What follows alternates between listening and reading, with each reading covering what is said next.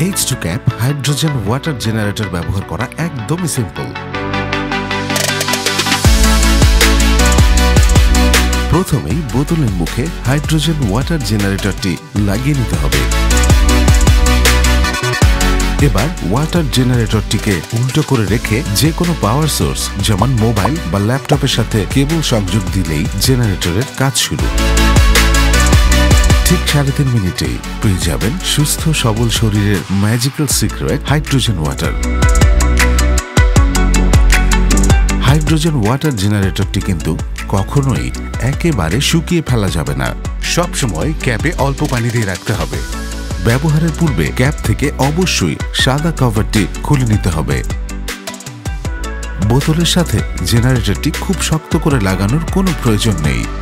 কখনোই বোতল খালি অবস্থায় চার্জ দেওয়া যাবে না। আর জেনারেটরটি একবার ব্যবহারের পর একে কমপক্ষে 30 মিনিটের জন্য রেস্ট দিতে হবে।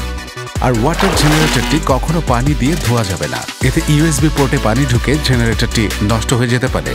আর জেনারেটরটি যখনই পরিষ্কার করবেন H2 ক্যাপ ডিস্কেলার দিয়ে পরিষ্কার করবেন। নিয়মিত হাইড্রোজেন ওয়াটার পান করে উপভোগ করুন সুস্থ, সবল আর তারুণ্যদীপ্ত জীবন।